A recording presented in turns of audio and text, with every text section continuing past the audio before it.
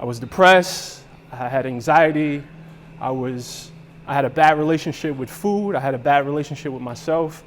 I was just in a really bad space.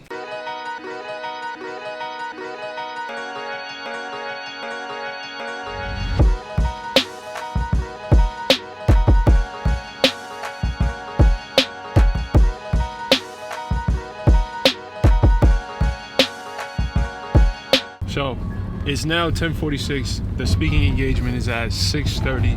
I look like a freaking werewolf, so I gotta go get my hair cut. So we're heading to Jay's. So get chopped. So get chopped.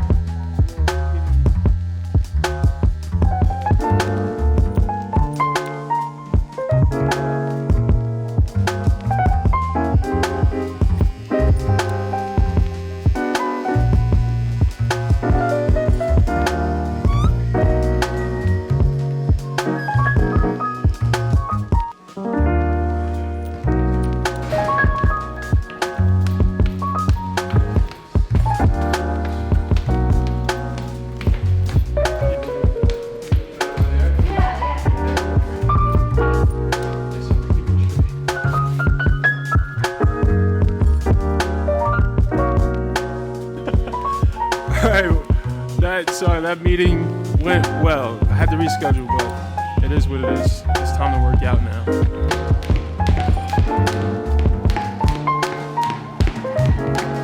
So injury is said to be like a necessary evil when it comes to exercise, and I'm here to tell you that it's not. I've been injury-free now for about 18 months, and I credit that to the fact that I dedicate time to mobility work, stretching, warming up adequately, and that by far has been the best investment of time ever, because like I said, it's been 18 months since I've had even a little muscle tweak. So don't listen to people. If you're doing it right, you won't be injured. Not saying you won't, but it definitely lowers the chances significantly. So now I'm going home. I need to prepare mentally to face one of my fears. Now, before I tell you guys what I'm doing, I've built my entire life on taking things I'm afraid of head on. Like, I take them head on. If it frightens me, I want to rush and do it, like run my head right into it.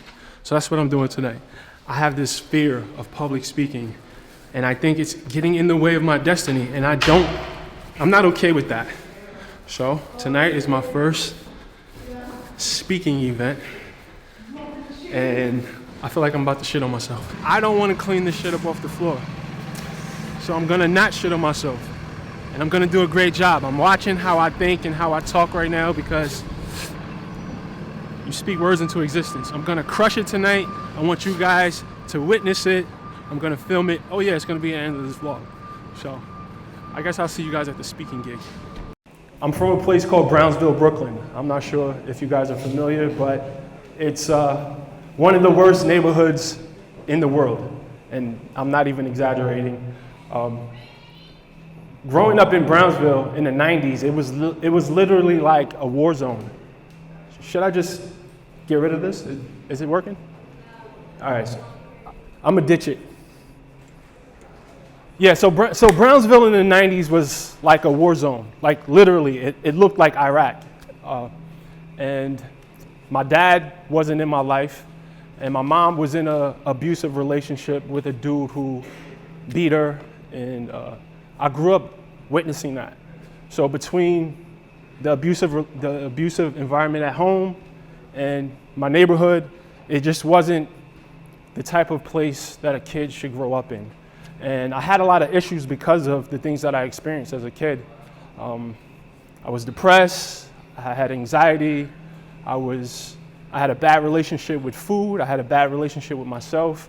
I was just in a really bad space. And fast forward, I moved down to Norfolk in 2002 to go to Norfolk State University. Yeah, shout out to the Spartans. So 2 kids later, 2 moves. I moved to LA for a while, moved to New York for a while, and I moved back to Norfolk. And then 10 years after that, after a divorce, I ended up graduating with a psychology and a degree in psychology. And after that, just like everybody else, I got a decent job, went out, bought a new car, got an apartment, and then early 2012, I made a decision that would change the course of my life forever. I like to call it the best and the worst decision I ever made. Long story short, I made a mistake, and I ended up catching a felony robbery charge. And I was facing up to 10 years in prison, and this spiraled me into a really, really, really bad depression, like really bad. March 2013, let me backtrack a little bit. I ended up not having to go to jail. It was my first offense. He gave me probation. I got 5 years probation. But he looked me in my eyes and told me that my life was over, the judge. He said, listen, I don't even have to put you in jail. Your life is over. And I believed him for a very long time. So at this point, I'm depressed, I'm unemployed, I'm broke, I'm obese, I'm unemployable. And it was just, I did not have the will to continue living. And if it wasn't for my 2 kids, I wouldn't be standing in front of you guys right now. They are the reason why I decided to fight. So I kind of reached a crossroad where I had to make a decision, right? It was either take my own life or fight like hell to take control of my life. And obviously, I chose to fight. Thank you. So March 1st, like Lauren mentioned, was the day that the light bulb went off for me. And this is where I found fitness. I was in a really dark place, and I wanted to find a way to start loving myself. So I changed my relationship with food slowly, and fast forward 5 years later, I've lost 160 pounds. I'm married. I just got married to one of the most amazing human beings in the world. She couldn't make it tonight. Yeah, honestly, I don't even know how I scored her. Like, I'm growing into the man that deserves her. Anyway, I'm positioned for my business to do 7 figures next year. Yeah, so life is amazing right now. So now I'm just super passionate about sharing my truth and living in my truth because I know it's a lot of people who can relate to my story. And I remember being hopeless, and that's an ugly feeling. And I like to share with people, like, I have no talents or resources or special abilities that no one else has. We all have what it takes to turn our lives around. And I started a YouTube channel to share my story, to make impact. And now we've done 30 million views. I have almost 400,000 subscribers. And I'm literally living my dream. Literally living my dream. And I couldn't have written the story any better. And I just want to scream it from the rooftop what happens when you just decide to take control, when you decide to take extreme ownership of your life, because I truly believe that we create our own realities. It's all here. It's all the philosophy you live with, and it's all the passion that and your passion for giving. And I don't care what space your career is in. If you're passionate about giving, the universe will take care of you. God will take care of you. Whoever your higher power is, they will take care of you if you just make your mission to advance the human species. That's what I want to do. So fitness and nutrition, there's no better place to invest your time and energy. That's self-love at its finest. And I just wanted to share that with you guys. So thank you for listening. I'm so glad that that's over. It honestly, I was nervous as hell, but it wasn't as bad as I thought it was gonna be.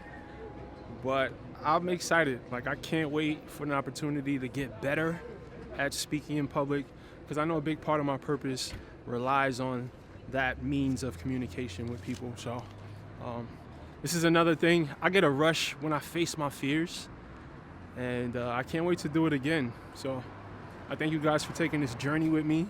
I look forward to, like I said, growing in this area and continuing to inspire people with my story. Shout out to the Brix squad. I love you guys. Thanks for watching this vlog. Shout out to my man Erner for being in the cut with me and just making all of this come together. And as always, guys, I'm just trying to share the wellness.